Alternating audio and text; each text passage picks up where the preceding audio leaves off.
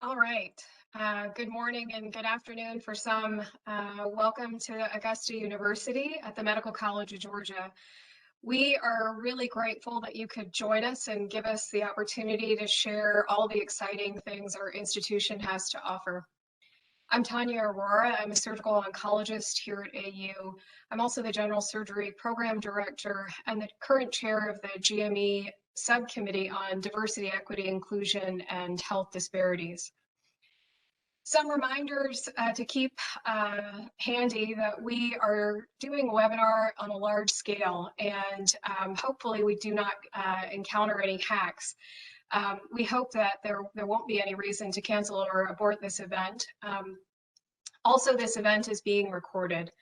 As we move from section to section, particularly the breakouts, please note that your WebEx screen should have a breakout session tab that will allow you to go to the specialty room of your choice. Some other logistics, we'd love to see you, so please keep your cameras on. Please do mute for the main room, but use the chat function for your questions or concerns. We'll also, hopefully, as you go into your breakout rooms, be more interactive and allow you to unmute your microphone. At the outset, I want to thank everyone for being here, and certainly to our institutional leadership that's been gracious to join us, as well as so many of the busy residents and faculty that are passionate about our institution and this learning environment. We are really grateful to Dr. Vanessa Spearman, who spearheaded, no pun intended, this event and has been vital to its success. Today is really about reflection. And so certainly as we've all experienced some of the challenges of the last year, it has made us somewhat introspective about how we deal with healthcare, how we deal with one another. And certainly for the last 18 months, the challenges have compelled us to have different conversations. Those conversations have led to real change in our community. At AU, we really are invested, and some of the things that have been done around our community by residents, by faculty, really speak to those efforts that happen sometimes organically, but sometimes with real deliberate strategies behind them. One of those efforts really that started about a year ago, we're at the 1-year anniversary this month of the GME Diversity, Equity, and Inclusion Healthcare Disparities Subcommittee anniversary. So it really has been a privilege to engage with so many faculty members across specialties from around the institution, as well as the residents who are really in the trenches and will be the future of our institution. We've been looking at a variety of areas. Our committee has been dedicated to a number of efforts. And so you'll see more of this today, but I'll touch on some of the things we're most proud of. So as a group, we really, again, started with a blank slate, and we began brainstorming all the ways and we could make change. Some of those easy ways were just to engage our community and start some platforms of education and awareness. So we've been using our own Twitter feed, and we'd love for you to follow us as well. We've also engaged the residents on a more personal level with 2 lunchtime discussion sessions made up of panelists from our committee, both residents and faculty, leading conversations that are getting us to be comfortable with the uncomfortable, so that we talk about real life experience, microaggressions that we've experienced, as well as those that are specific and the most difficult to tackle, which are those from patients. We also drafted a GME diversity and anti-racism statement this year. We're working on an alternative pathway for allyship for residents and faculty. And so we really believe that there are sometimes conversations that may need to happen, and we want to make space for all of those conversations. We're working on a deeper dive into the climate of our residency training with a climate survey or gap analysis that will help us better address the needs of our trainees. And we're also working to fill a gap, which is a necessity in all institutions, so that we can take the best care of our patients with disparate needs. Again, I want to welcome you. I know that that's a brief overview, but there's more to come. We are so grateful that you have joined us. We hope that this is just the first step and that you will continue to stay in touch with us and maybe our future trainees and physicians. So thank you again. Just an overview of what is to come. It is my pleasure to turn this over to Dr. Groves and Dr. Savage, who are part of our GME leadership. Thank you. Good morning, everybody. My name's Michael Groves. I'm the Associate Dean for Graduate Medical Education here at the Medical College of Georgia and otolaryngologist, former program director for the Department of Otolaryngology. So I'm happy to be here, excited to see so many people logged on, and really happy to be a part of the subcommittee that Dr. Aurora was just talking about. I think they've been able to do some tremendous work. They've hosted the two best attended and most vibrant discussions on our residency core curriculum lecture series that were really exciting to see people sort of get into the nitty gritty of equity and inclusion. And so we're happy. I'm just excited to be a part of that. I've lived in Augusta and worked in Augusta for the last 10 years and seen a huge amount of change in this community over that time, and excited to support us continuing that change and growing into a more diverse and just a stronger community in general and a greater place to work. So welcome, everyone. I'm going to turn it over to Dr. Savage, our interim designated institutional official. So thanks. Thanks, Mike. Hey, everybody. My name is Natasha Savage. I'm the interim senior associate dean for graduate medical education and the current DIO of our institution. If you're new to the GME world, DIO may be an unfamiliar term. It certainly was to my children, so they like to make up a lot of random acronyms about what it actually means. But in fact, it's designated institutional official, and what I'm essentially charged with is ensuring that we're meeting ACGME requirements and accomplishing their mission as well as our mission. And that is a mission of diversity, inclusivity, equity, and education about healthcare disparities. I'm an Augusta native. I grew up very close to the Medical College of Georgia. I've been volunteering here since the 90s. I have gone to medical school here and residency here, and I've been on faculty since 2012. And I can easily and excitedly tell you that we are so excited to be here today. We know that you joining our residency training programs will not only benefit you because of our excellent faculty here, staff, and resources, but it'll benefit us by having a diverse group of residents to help interact with us and teach us as well. So with that, I just want to say thank you very much. We're super excited that you're here on this Saturday, and thank you to everyone on the panel that's helped put all this together. It's an amazing effort.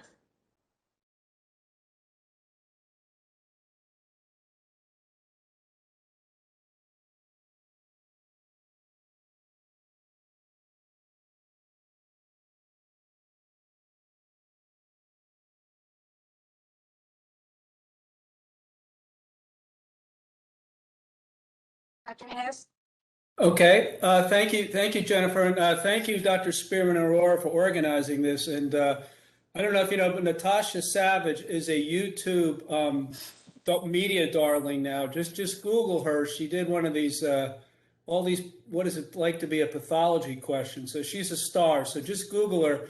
When you Google her, I'm sure you'll rank this place #1. Unlike Natasha, I grew up in New Jersey, trained in Baltimore, then in Pittsburgh, and came here. And I've been here since I did my neurology residency. So even though I'm not like Natasha, somebody that grew up here, this is my adopted home, and I really love it. It's a great place to be. So we have a very old medical school. It goes back to 1828. It's the 13th oldest in the country. Next slide. So this is my my kind of plug. Just go back one, Jennifer. This is my. Sorry. That's right. Just my plug for Augusta. So this is my Chamber of Commerce slide. So Augusta is hot, like Dr. Groves said. I don't know if you know, but if you read Money Magazine, it's not necessarily peer reviewed, but it is popular. Augusta, or Evans, Georgia, which I'm sitting in now overlooking the Savannah River, is the best place to live in the United States. Nowhere in California, nowhere else. It's Augusta, and that was just voted. We're also the most friendly city in the U.S. by Travel and Leisure magazine. And that's really based on charitable contributions, how much people volunteer. So it's friendly, it's a great place to live.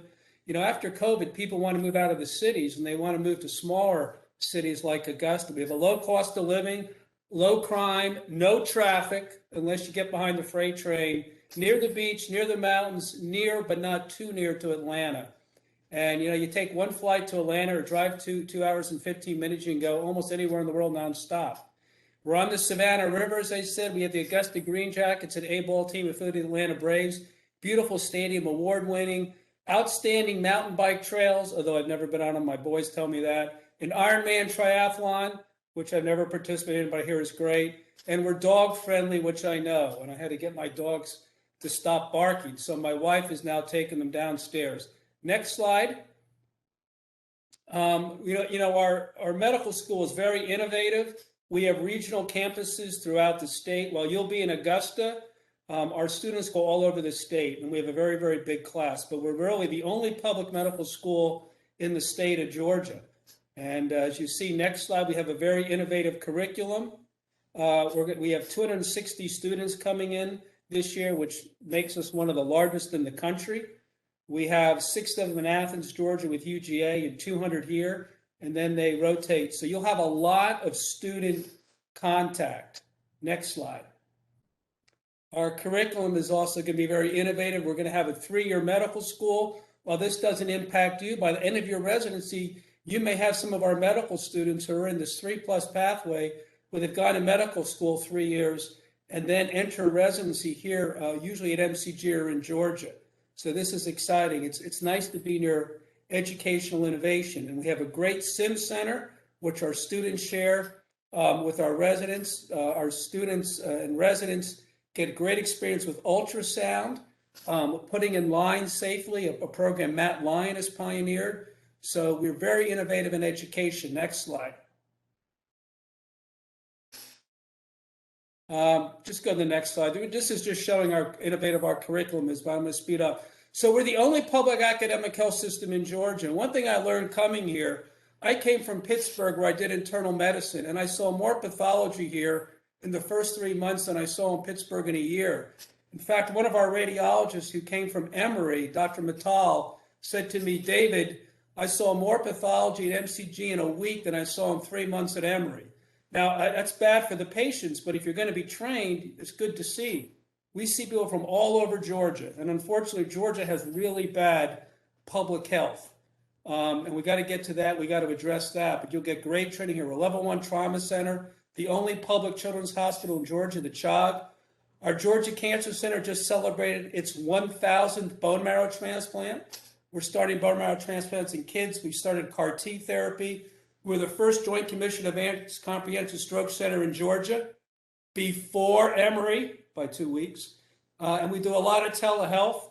We do a lot of rural telehealth and stroke. And our ED has launched this great program, particularly during COVID, to connect with EDs and ICUs to treat patients in rural hospital ICUs so they can be managed there. It economically helps the rural hospitals. Next slide.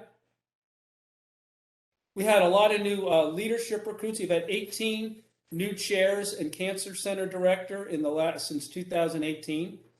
Actually 13 or 14. I didn't mean 18. I meant since 2018. We have a new cancer center director, Jorge Cortez. And if you look in the bottom middle there, Caprice Greenberg, who works with Dr. Aurora, just joined us at the University of Wisconsin-Madison.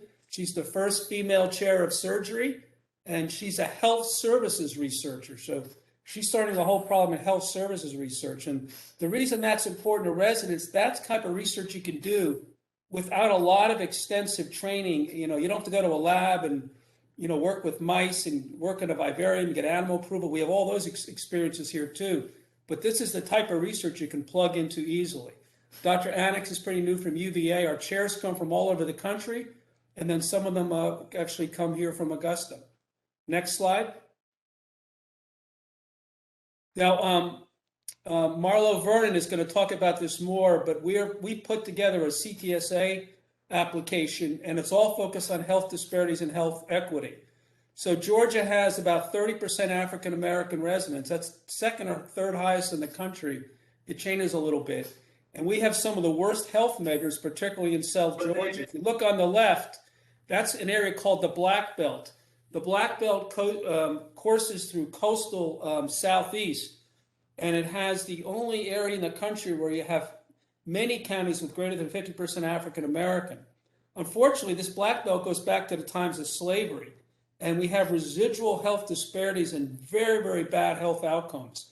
In fact, as I like to say, zip code is more important than genetic code and is the major determinant of your health. So we're really trying to address that by partnering with federally qualified health centers and partnering with Georgia State University in Atlanta, the largest university you've never heard of. But in U.S. News and World Report, it's the third most innovative university in the country after MIT and Arizona State. They graduate more African American men than any university in the country. And that's our partner.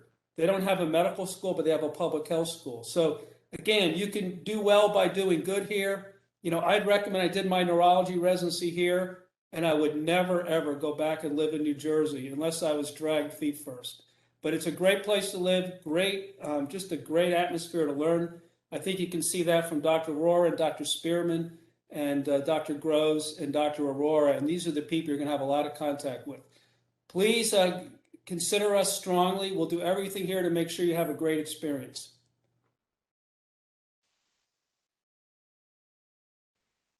That's it, Jennifer. Okay, thank you.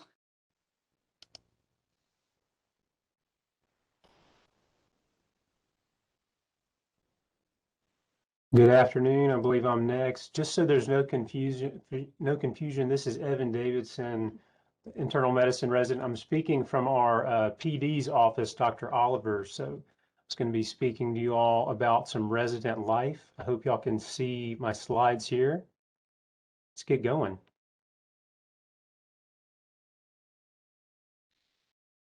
So, okay, your first look, resident life. Again, I'm Evan Davidson, one of the chief residents. Just completed my residency here. They're letting me hang out and do a chief year.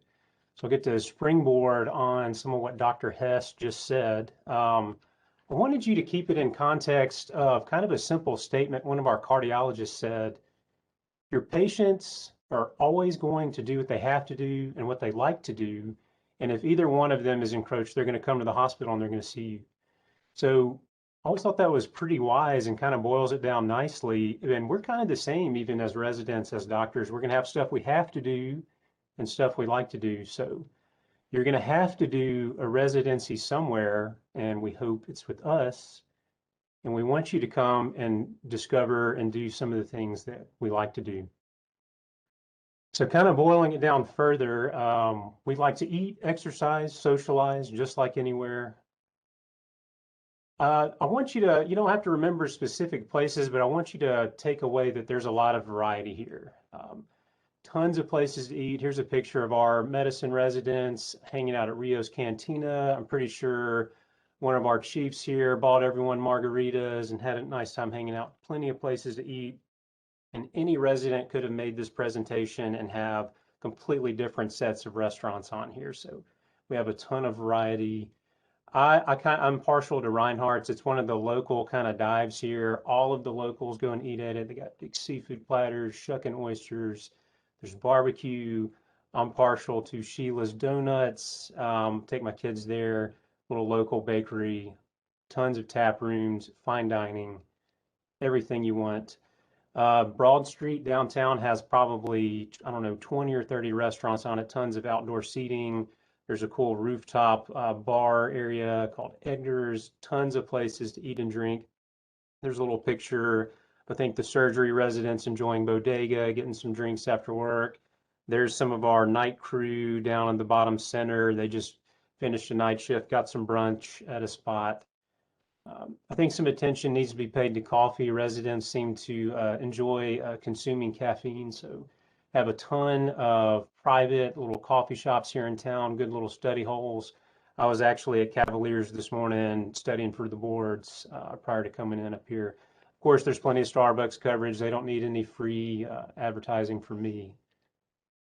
Like Dr. Hess mentioned, there's tons and tons of outdoor stuff to do. I am so partial to North Augusta Greenway. There's this awesome little 20-mile track. It goes along the river. It's right by downtown.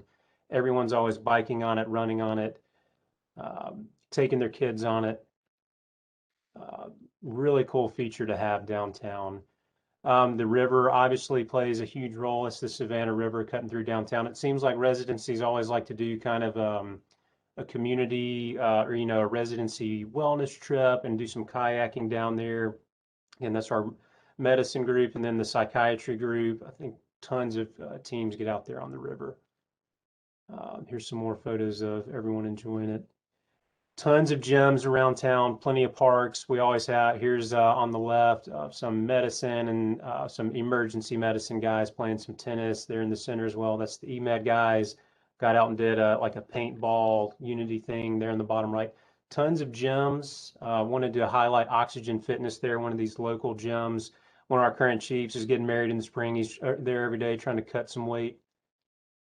Plenty of parks. I'm a dad myself, so having kind of a lot of fun little action items to go to was important to me when I was looking for a spot. There's, plenty of stuff. There's this park that goes along downtown, has a cool amphitheater, some turf, huge dog park out in Evans there in the center, playground. Like I said, we have some four-legged children as well. Big splash pad there on the right. Golf seems to be pretty important to Augusta. There's that little golf tournament they have there in the spring at the National, and then we have our very own Top Golf that's pretty new, just opened a couple years ago. There's always people there hanging out at it. It's got a putt-putt. Dr. Hess mentioned the Green Jackets, so we have a very nice minor league stadium that we're always hanging out at too. Really cheap tickets, Thirsty Thursday, hot dogs, all kinds of fun stuff to go to. I think some attention needs to be paid to the music scene here. A lot of reverence is given Augusta due to that man there in the middle, James Brown. He's from the area, so the music industry gives a lot of respect to the city for that. I looked on the Instagram handle in the Augusta Entertainment Complex, and they're on the same day, two pretty cool shows coming up with the Killers, and then all these rap legends coming in town too. There's a beer fest here. With respect to beer, it seems like residents are always wanting to get together and have drinks. There's obviously breweries and bars and everything you would want, tons of get-togethers. And sometimes we actually, we don't always go out and drink. Sometimes we stay in and drink. I think that was some anesthesia and medicine folks there on the right had a little game night here in town. So we've got really good camaraderie, tons of stuff to do. You're going to make resident families. It's going to be awesome. So again, I want you to think about your patients. They're going to do what they have to do and what they like to do. And if they can't, they're going to come to the hospital. And, with that in mind, you're going to have to do a residency somewhere. And we hope that it's with us and you'll consider us heavily and you'll come and make families and friends with all these people and that you'll come and discover doing some of the things you like to do as well. But thank you for your time. I'm going to turn it over and keep going with the program here. I think it's worth following some of our Instagram groups. I know most of these are resident run. They're always posting photos. So I think that would be worth your while to do. Thank you very much.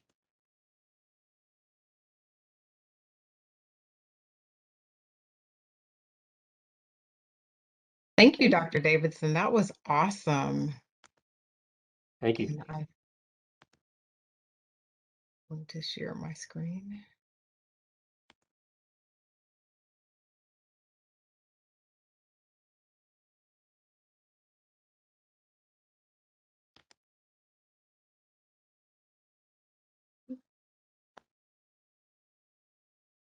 Okay. All right. Well, good morning, good afternoon, and good day to all who have joined. My name is Vanessa Spearman McCarthy, and I also am an Augusta native. By training, I'm an internist and a psychiatrist, but I'm excited to share this portion of our presentation because I wanted to show some highlights of Augusta and the cultural diversity within. If you look at a Wikipedia page for Augusta or even Evans, North Augusta and the surrounding areas, it really doesn't give you a sense of the culture that's here. You might get some racial statistics and, it's kind of bland. So I'm hopeful that by the end of my presentation, you'll have a different view and be excited about exploring different things. So finding your community. We all come from diverse backgrounds. And when you're in residency, it is really important to have an identity outside of the hospital, even though the hospital is very important and it's essential to your career. In order to be a whole person and be a well person, you've got to feed your soul outside. And so finding your community, engaging in all the activities and that Dr. Davidson just showed you is very helpful. You might be surprised that we have lots of communities in Augusta that are outside of the typical African American or just labeled generic Caucasian communities. Did you know that we had a Greek American society in Augusta? And we also have a German American society. The lower left picture is actually taken at our Greek Orthodox Church, and the lower right is actually taken at a restaurant called Villa Europa. We have a strong Jewish American community in Augusta with 4 synagogues. And the overall group is the Augusta Jewish Federation. And then that's a picture aerial shot of the Augusta Jewish Community Center. We have a strong Indian American community in Augusta, in which, and I love it because it doesn't matter what state your family is from, it doesn't matter your religion. It's all about collective culture. And so I've really been blessed by my Indian friends and just learning a lot. And so here are some pictures. On the left is the Facebook page for the Augusta Indian community, and on the right is the Augusta University Indian Cultural Exchange group. We have a strong Hispanic American community, as you'll see. We even have a strong health community within the Hispanic American community in Augusta. There's a strong Korean American Association of Augusta, and if you look in the phone book, you'll find at least 12 different Korean churches of all denominations, which is pretty cool. And one of our local Catholic churches actually gives Mass in Korean, so that's pretty awesome. Because of the canal that was built and along the Greenway, and also the Augusta Canal is another beautiful place to see. We have a large community of Chinese American people because we recruited people from China years ago to help build the canal. There's a large Filipino American community, and also at Augusta University, we have a group called Asia, Asian Students in Augusta. Also want to let you know that Augusta's broadened its faith communities. We have the traditional Christian religions, as you would expect: Baptist, Episcopalian, Catholic, Lutheran, Methodist, and non-denominational churches. We have something for everybody. We have churches that are very tiny. We have churches that are come as you are. We have churches that you primarily meet outdoors, and there's a strong under the bridge ministry for people who are homeless. We have larger churches we have with congregations of thousands that have 3 and 4 services a day. So whatever you need, we have. Other churches in the Christian faith include Pentecostal, Presbyterian, Church of God in Christ, Church of God in Christ, and Orthodox.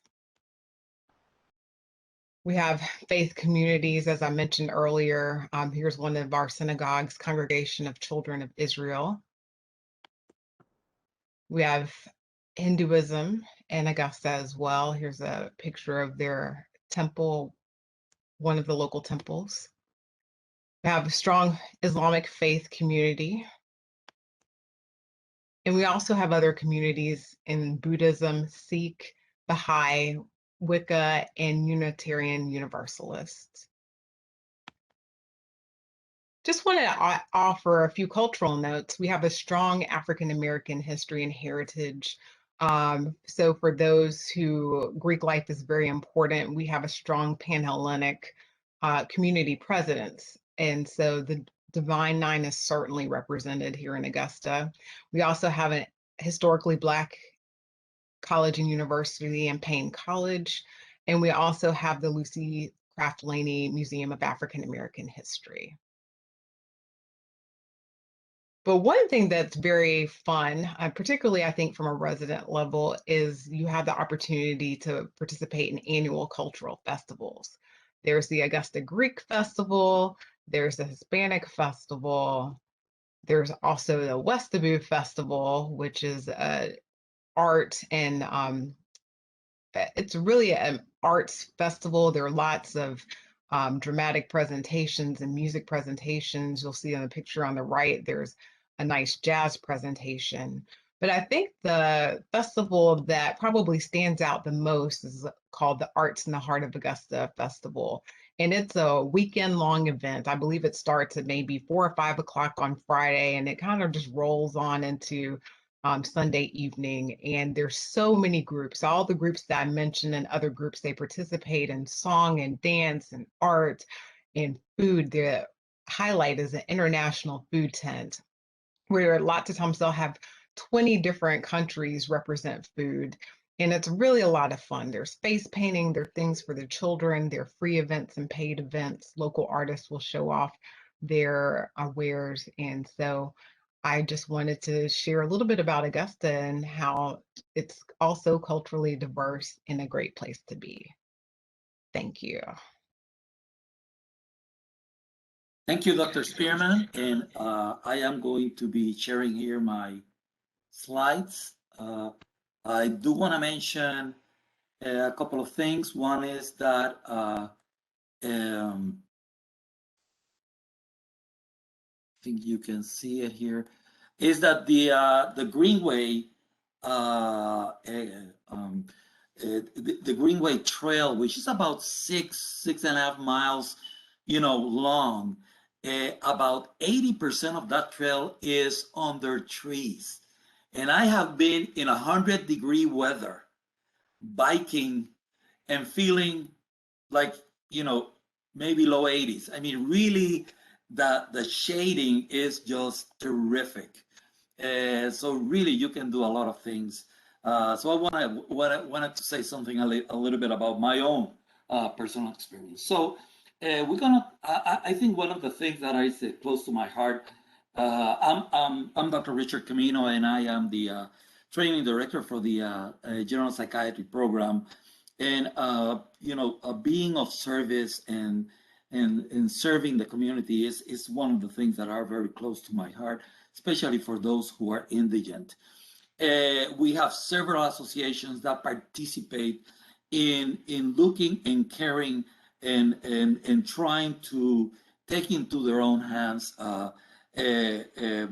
issues of disparities. And one is the Student National Medical Association, and specifically our local chapter participates in community service. Some of those students even participate, and I'm going to mention it, a little bit forward.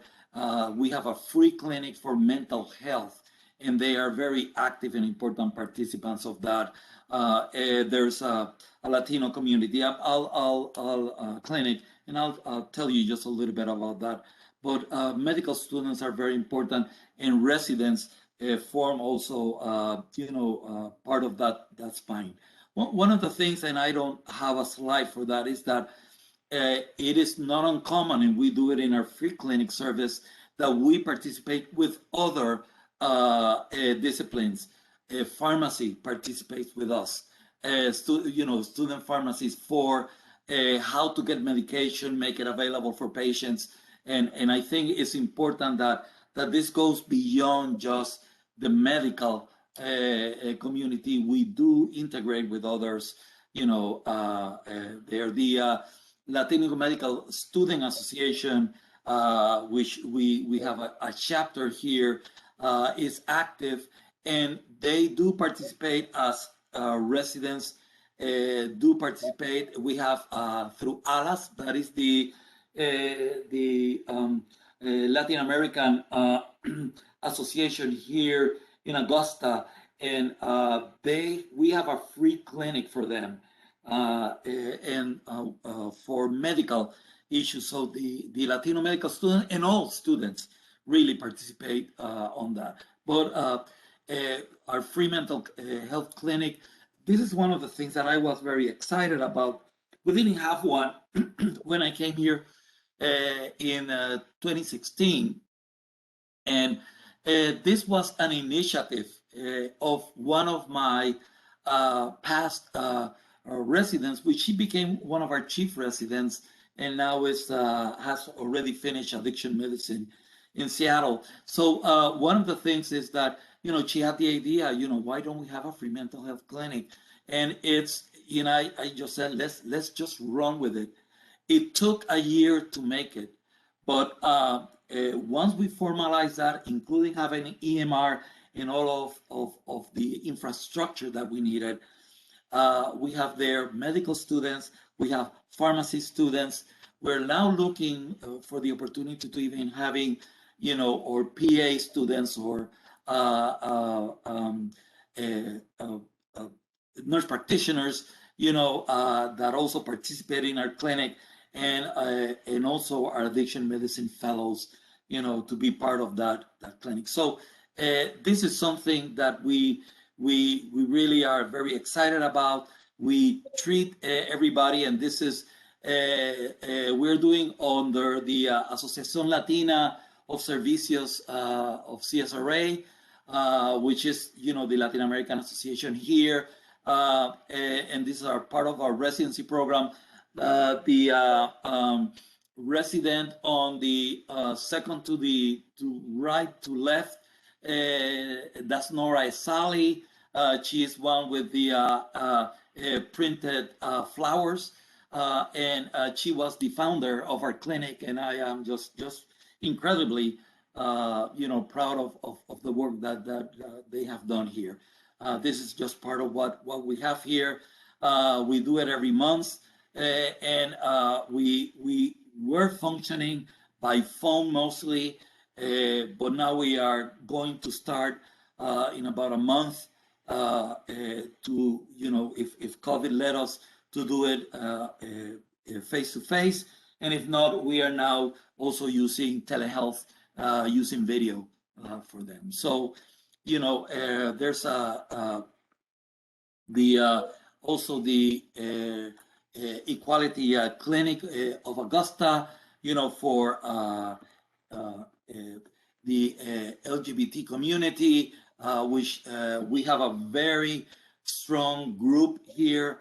I think that there's a lot of people, but in our department, psychologists and the director of that department, Lars Stippelman, is not only a great researcher on the areas that has to do with LGBTQ, but she's the work that she has done in supporting this community is important.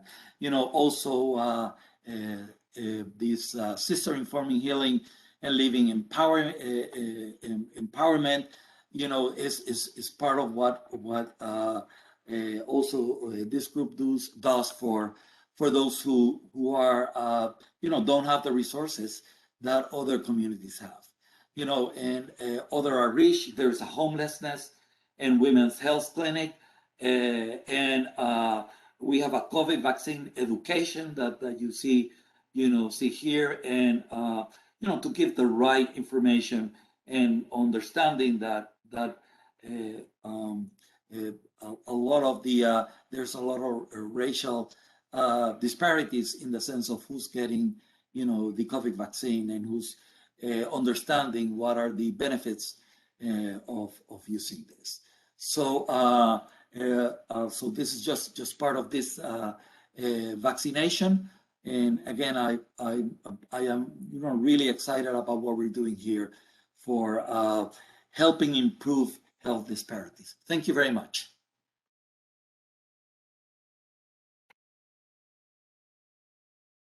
Great. I am Dr. Marla Vernon, and I work in the Georgia Cancer Center in Cancer Prevention, Control, and Population Health.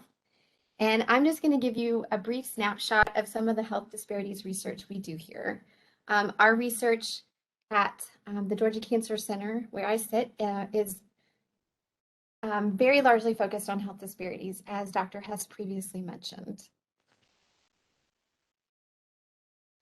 So this first project, Cancer Community Awareness, Access, Research, and Education, or CCARE, is designed to address early detection and health outcomes related to lung cancer among minority and medically underserved communities.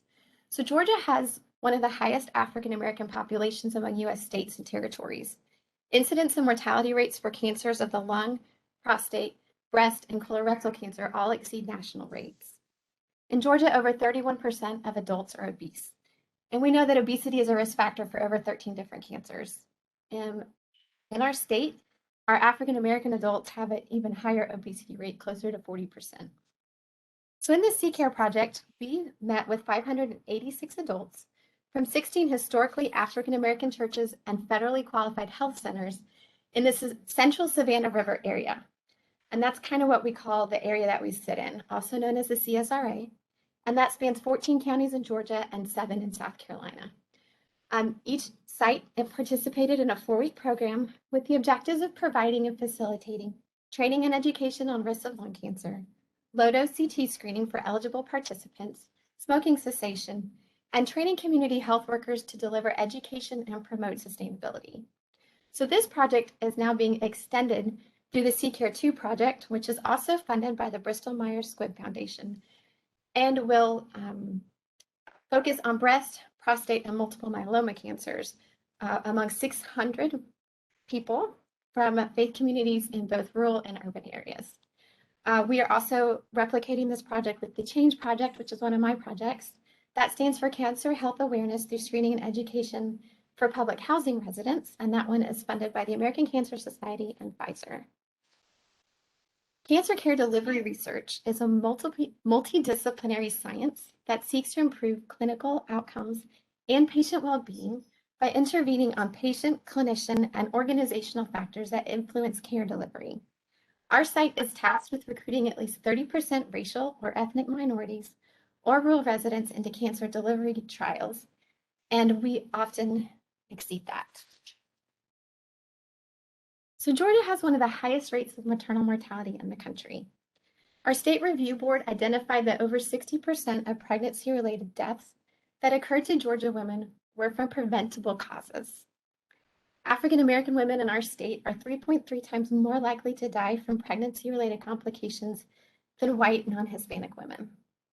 The VITA RPM application, which was one of 4 national finalists in the HRSA Grand Challenges remote pregnancy monitoring competition, enables women to self-monitor blood pressure, weight, and mental health during pregnancy through the first year postpartum in order to identify early signs of preeclampsia and depression, and in order to quickly navigate women to care.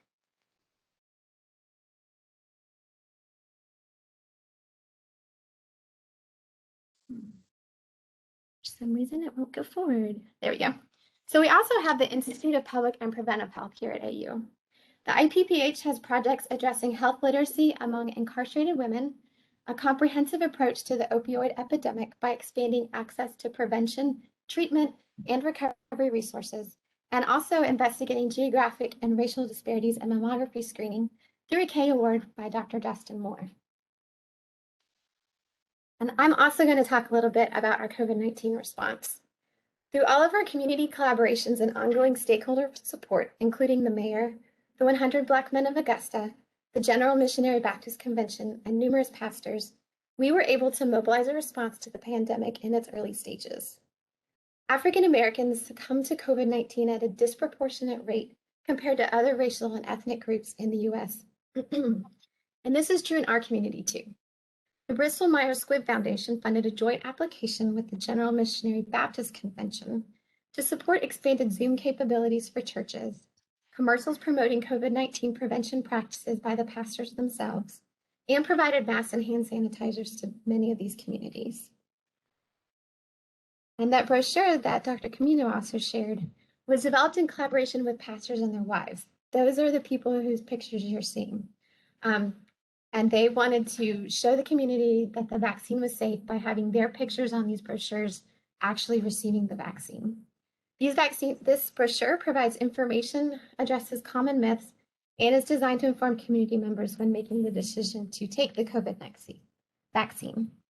We received multiple requests for this brochure among our community partners, and it has been translated into Spanish. So this is just a small snapshot of the health disparities research going on here at AU. We really focus on designing community-based participatory research that is culturally competent, patient and community-centered, and sustainable.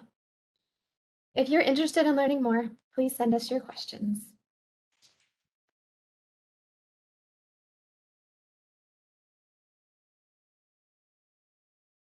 Bring everybody back into the main room. We have a great panelists of residents who are going to answer some of your questions. We'll give them a few seconds here to get situated as everybody joins us back in the main room.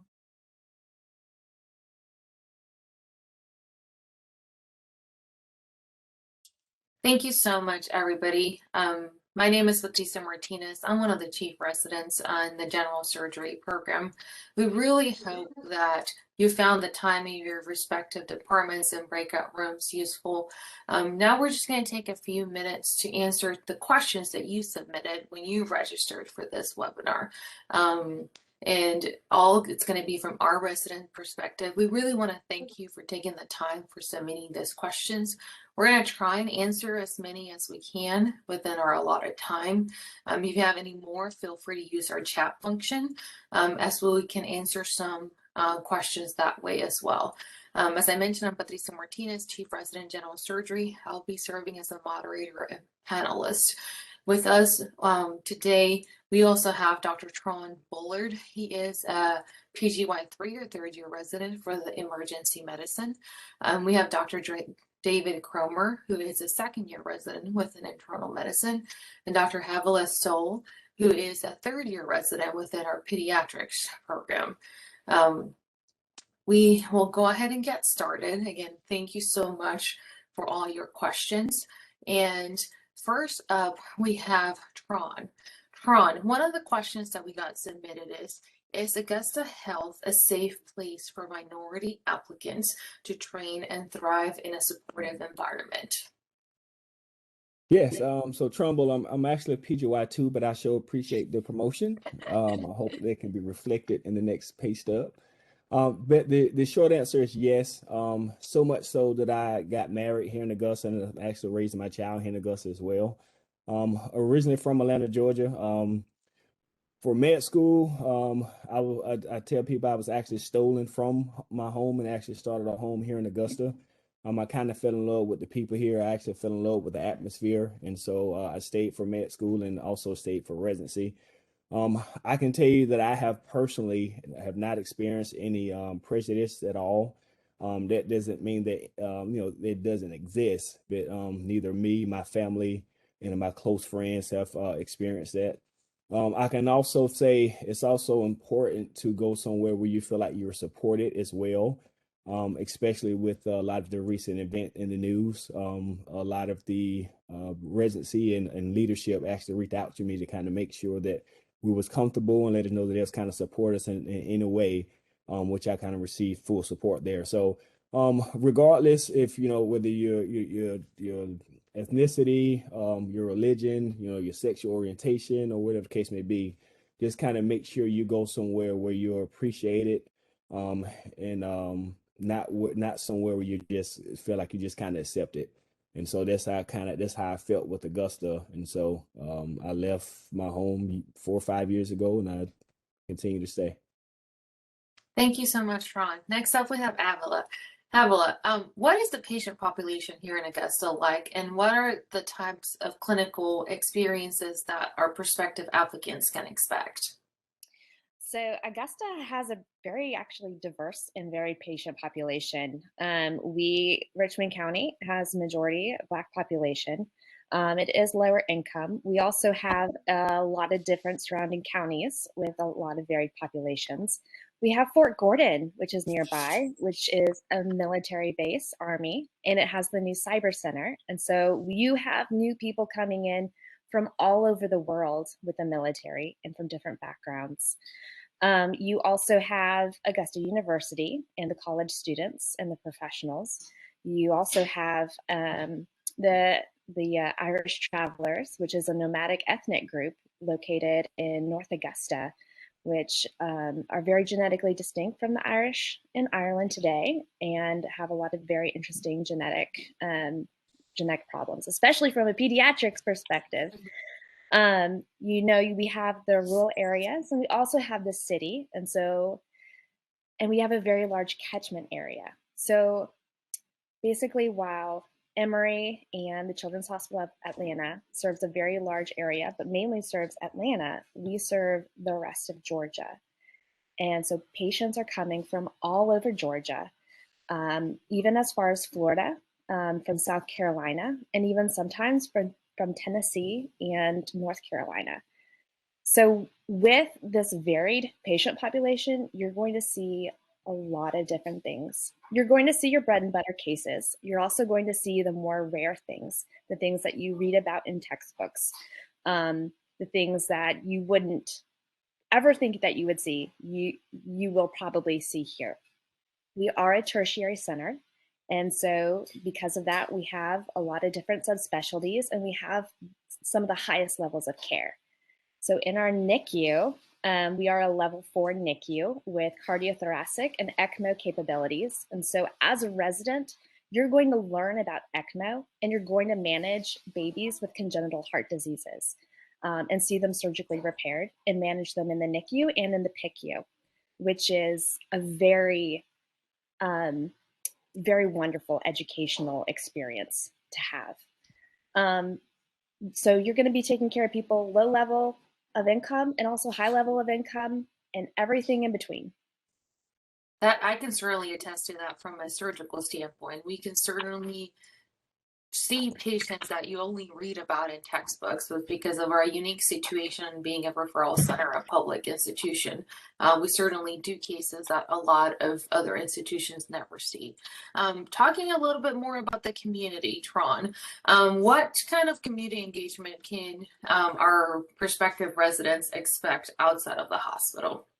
So, again, honestly, I've been blessed to be here for 5 years. So with whatever your flavor is, whatever your hobby is, there's avenues to get into it. I've had friends that coach Little League basketball teams, coach Little League soccer teams. I've had friends that had tutoring sessions. I have friends that volunteer at churches. I have friends that just volunteer and just kind of have random get-togethers. Whatever your flavor is, the avenues there: high schools, colleges, middle schools, elementary schools, churches. Especially as med students, we actually built gardens in certain lower income areas that was essentially food deserts. And so we have a mini farmers market. So pretty much whatever your heart's desire, whatever you can think of, if it's present, you can join, and if it's not, you'll receive the support to come up with it and develop that system. Now, David, Tron mentioned a little bit about what we do helping our underserved communities. You mentioned the urban gardens, essentially, but what other provisions have you seen programs here to help cater for our underserved communities? Yep. So I wanted to highlight just a couple of random ones that I know about that are going on here. One includes like the Ryan White program that we have specifically through our infectious disease department, seeing HIV and AIDS primarily. Bloodless Medicine Group, which helps prepare other surgical teams for having people who are Jehovah's Witnesses in the surgical arena. Because we have a special relationship with the Augusta State Medical Prison, we have many people who are incarcerated people who we also take care of, which is a really good experience, actually. Yeah, one other small detail. We have the Family-Centered Care Office here who wanted to help our LGBT patients know that they were accepted when they were here. So they made these cute little cards with rainbows on them to help indicate to patients that the provider you're speaking with is very accepting and is a safe space for you to talk with. So. Thank you so much for that information, David. And that kind of ties into how we approach public health at AU. Dr. Marla Vernon and Dr. Camino gave us some examples, but Tron, what are some of the opportunities you've seen residents get involved when it comes to public health and public advocacy within your program? Well, so I think one of the biggest ones I seen coming up was there was a public health elective where people were actually going to the Capitol in Atlanta. That's very important because you have these ideas, and you see these. You go in the community and you see adverse outcomes, but you don't really know from the political standpoint, like how to get it done, how to go on Capitol Hill, how to speak in front of people, essentially how to be a politician, to be honest with you. So I think joining one of those electives and going to the Capitol, I think for me was the one that stood out the most. And I think that's a great opportunity that's afforded to you as well. Advocacy is certainly highly important, especially being a public institution. We depend on our relationships with our government officials in order to sometimes be able to provide care for our patients and certain resources. We've talked a lot about today about diversity and inclusion and initiatives at AU. Havilah, can you give us some specific examples of how your program is targeting DEI? Let me unmute myself first. Absolutely. So with all the upheavals from last year, I think our program has really grown and really learned quite a bit. In June of last year, with what was happening, me and Dr. Cynthia Ananobi, who was a third year at that time, spearheaded the White Coats for Black Lives event where we showed support and we were able to get it on the news and do it campus-wide. And from there, it spread like wildfire. Our program implemented a diversity and inclusion committee, and so did the ACGME, and so did many other programs. And of course, we don't want to be isolated silos. We want to talk to each other and we want to actually have change. And one way that our program specifically has done that is we have also implemented something called Connected Conversations, where our residents, our fellows, our attendings, we all sit down and we have those hard conversations with each other. We share those different viewpoints and we address racism against patients or from patients to us, our biases, our understanding of some of these topics, and where we need to improve, because change starts from the ground up, and of course spreads from us to the rest of our program and to the hospital. Yeah, and I think that connected conversations, along with what David mentioned earlier about how, we have one thing, this just serves as one example, how we try to make our LGBTQ plus patient population feel more welcomed and taken care of. But David, when it comes to a resident mental health perspective and wellness, in what ways have you seen AU and the programs take care of residents? Yeah, so the first and most important thing for taking care of mental health is making sure that your work environment is supportive of you.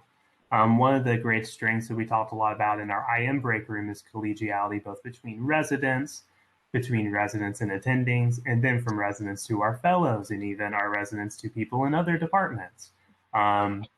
So we enjoy being at work from the perspective of having people who we know we feel accepted by, and having people around us who we know are really happy to help us whenever we need anything. That also includes checking in with each other and making sure that we're all individually okay. I've been able to reach out with my associate program director, for example, when I'm having personal things go on. And I've always been very welcomed in doing that and felt very supported through that. But of course, even with that, there need to be resources outside of that. One thing that I actually did use this year was the KEPRO services. It's something that we have provided for us It basically is a system where you can call someone who will set up counseling services for you, at least 4 free sessions for a specific issue that you want to discuss with them. It was very easy to set up. I got to choose my counselor. I'm going great so far. That's true. Another resources we have is through Employee Assistance Program, which is similar to what David mentioned. You have the opportunity to speak with a counselor, psychologist, and just so you know, this is completely anonymous. I know of people that have volunteered that have said have used the program and found it quite useful. So if you just want to have a conversation with somebody, have a sounding board, or even you're concerned that you might be developing depression or some other or burnout, it's a great resource to have within the institution, but that protects your privacy as well.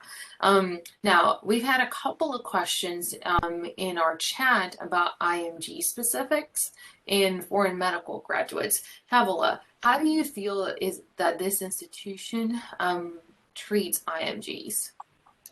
I feel like our institution treats IMGs very well. I know I've been good friends with the IMGs who have been in our program. We typically have between 0 and 2 to a year, but we really appreciate the expertise that they bring from the other countries, and the perspectives that they have are very valued. And they're part of our program. They're just a part of our team and as well supported as we are. Now, David, again, going back to our community, do you have time or even opportunities to get engaged in the community while being a resident? Yeah. I actually also wanted to bring up some of the things that were brought up previously with some of our community outreach for our clinics. These are specifically clinics that are medical student run. Some of them include the Equality Clinic, Clinical Latina. These are really good opportunities to see a unique patient population. So for example, I eventually want to do endocrinology.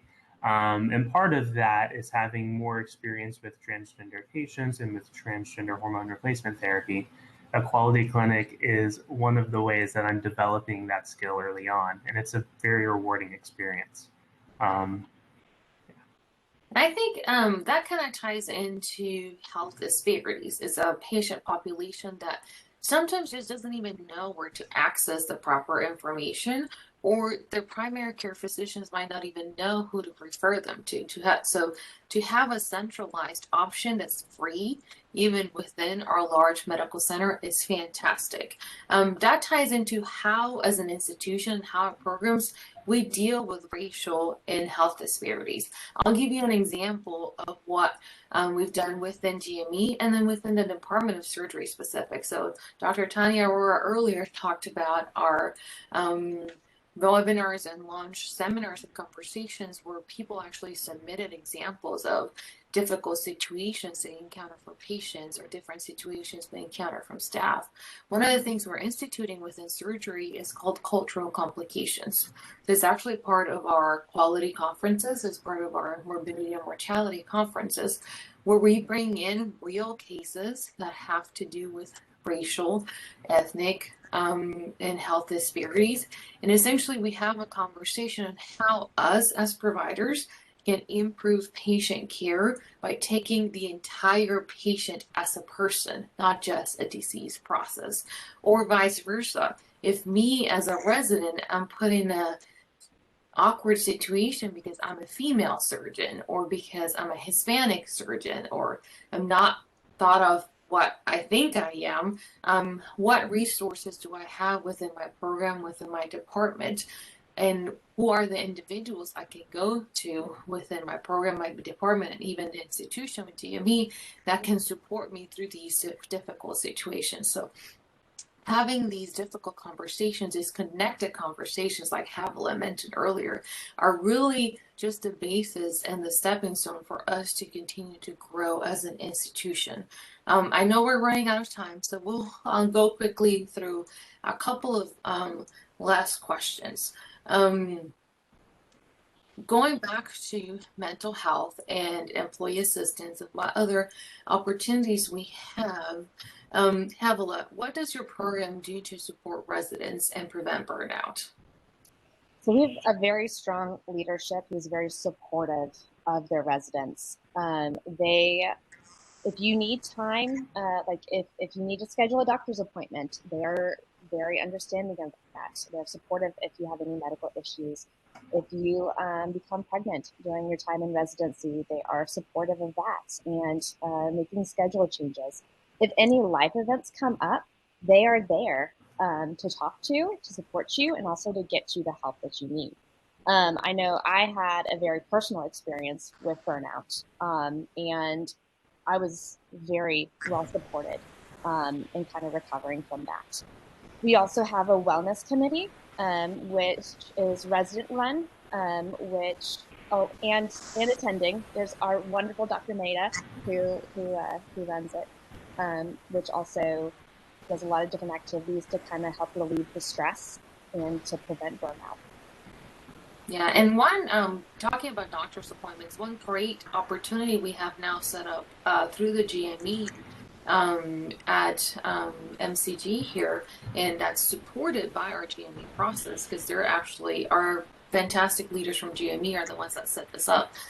You can actually fill out a form once you match here that you get an established primary care physician through the programs here at MCG.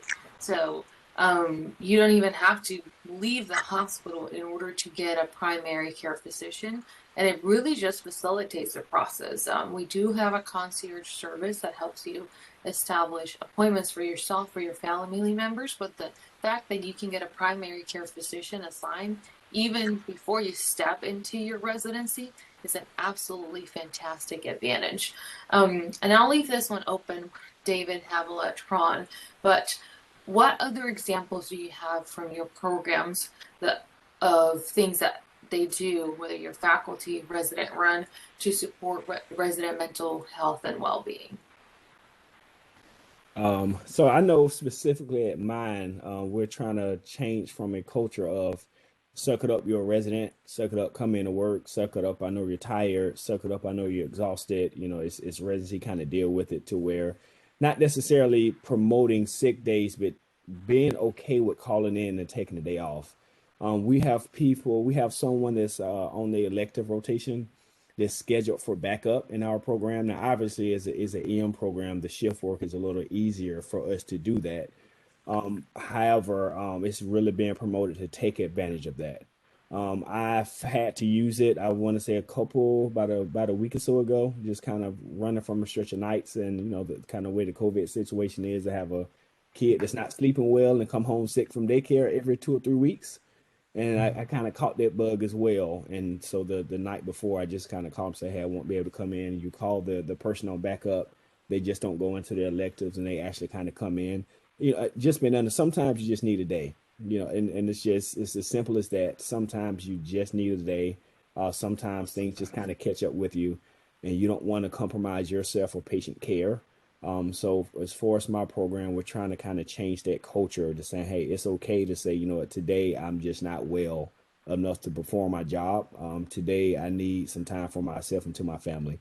And so that's been one of the biggest changes for my program. We have the exact same thing in our pediatric program, and it has been absolutely wonderful to have that, because sometimes, as Tron said, you just need a day. Yeah, it's certainly true. One of the things that we established within surgery this past year and expanded a little bit more is the creation of a float resident. I've certainly used it. Moments, when I have a fellowship interview, and now that it's virtual, you're not really leaving town. I'm literally coming to this exact office and doing my interview. But I know that, things are taken care of. There's somebody that can pick that up. We had, so people take paternity leave, or will take maternity leave. That there's a designated float person that when something happens, they can be called upon, and it continues the schedule, and that way you're prioritizing resident well-being, resident taking care of themselves, because the reality is that if we're sick, we can't be taking care of somebody else that's sick. You kind of have to fill your cup back up again, make sure you feel well. And obviously this has become even more important in times of COVID, making sure that by taking care of yourself, you're actually taking care of your coworkers. Because if you do happen to have COVID, you don't want to come in the hospital, or even if it's the flu, and then get someone else sick because of it. Anything you want to contribute, David? I would agree with all that y'all have said. I got a little distracted because I wanted to be sure that we didn't miss it. And I had put in something about the Human Rights Campaign. It's something that we've been working with to have a really good health equality index score. We were recently scored in 2020 for having a 95 out of 100, which is very good. That makes us stand out as a local leader in the Human Rights Campaign's eyes. So we're a top performer. It's good to hear. So that's one fantastic example of how MCG, how people like you, David, how our own residents give back to the community. Any other last minute remarks on how you've felt like you've given back to your community? Have you seen your coworkers give back to the community? I think we're able to give to our community every day that we show up for work and we bring our ideas of inclusivity there with them as patients. When they don't feel like the person that they are is being an impediment to their healthcare and is actually something that they are, embraced for, and that they're welcome to be here. Having that culture internally helps us bring out that culture externally. So since you're already up on the virtual podium, David, one thing we want to do is close with a statement on why you chose MCG. Why specifically this place? I chose MCG specifically because I wanted to train in a program that would give me all the resources I needed to be a great physician, but that wouldn't make me feel under distress doing it. That means specifically that I feel empowered to be a great healthcare provider. And when I feel like I need help to provide that great level of care, I can reach out for help, and that help is provided without question, with only the best intentions and support. What about you, Habila? So I chose MCG because this was a place where I felt like I could thrive and that my family could thrive. So I'm married. I have 2 children who are in school, middle school and elementary school. And so here I found that they would support me no matter what I chose, whether that was general pediatrics or subspecialty. I could stay here if I wanted to do some of the fellowships that we have. There was strong leadership who was compassionate and really cared about the residents. Low cost of living. I own my own home. It has a big backyard, good schools. And so essentially this was a place where I could thrive and my family could thrive. Now, Tron, you're a medical student here. Why did you choose to stay at MCG for your residency? I mean, I think she just stole the show. For one, again, as a medical student here, I did always feel supported. Again, I never really kind of felt any kind of prejudice towards me or my family at all. So I think that was, again, one of the biggest ones, because when you're starting a family and you have school systems, etc., that always plays into the picture. Another thing is the diversity of the programs here, especially within the EM and a lot of the other residency programs as well. The opportunities for fellowships, no matter where you want to go or what avenue you want to get into, oftentimes it's available for you. So that's a big deal. And then I think a point that cannot be understated is the cost of living. I also own my own home. I also stay near the Masters Golf Course. I also stay 5 minutes away from the hospital, and I'm just a resident. I'm not big money whatsoever. So if I can afford it and have a home that's safe for my family, it's pretty easy to do. Again, I'm from a big city. Trying to do that anywhere else is just not gonna happen. I'm gonna get an apartment and be sitting in traffic for about 2 or 3 hours. So that was another big draw for me, that I can actually go to work, go to the gym, kind of spend time with my family all in one day without having to be sit in traffic for 2 to 3 hours. And so it's pretty convenient when you're pretty much working all the time, 5 out of the 6 days a week. I really have to echo all of your sentiments, Tron, David, Havila, because for me, it was, I don't want to say more simplistic, but in reality, when I was doing in my interview process, MCG truly just not, I won't describe it as I felt like I fit. I felt like I could belong. Because I think there's a difference between as an individual feeling that they can fit in an institution versus feeling that they can belong in an institution. Because belonging in an institution means that you're welcomed, you're celebrated, and then you're given all the different opportunities that you need in order to succeed. Whether that is going into primary care and going to one of our rural sites, rural Georgia, serving an underserved population, or going, trying and matching in one of the most competitive subspecialties, whether it's within surgery, within medicine, pediatrics. You can truly accomplish it all.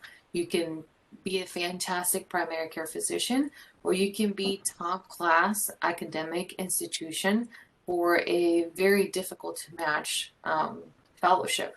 You truly have all those opportunities while at the same time feeling that you can belong within the place and make the culture your own.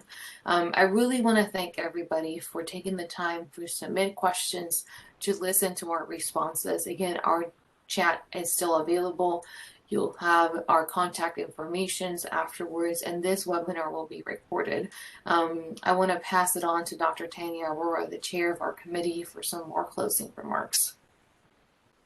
Thank you, Dr. Martinez. That was fabulous. I know we have run over time. I want to respect everybody's time and wish everybody a wonderful weekend. Let me also not be remiss in forgetting to thank Dr. Vanessa Spearman and Ms. Foskey and the other coordinators that have made all of this possible. I want to thank you all for your attention and joining. I can't think of a better way than this last resident panel session as a banner for why you should join us here at Augusta University at the Medical College of Georgia. I hope that, again, this is just the beginning. You'll stay in touch with us and all of the program leadership that you met today. We wish you the best of luck in your career and training pursuits, and we hope to see you again soon. Thank you.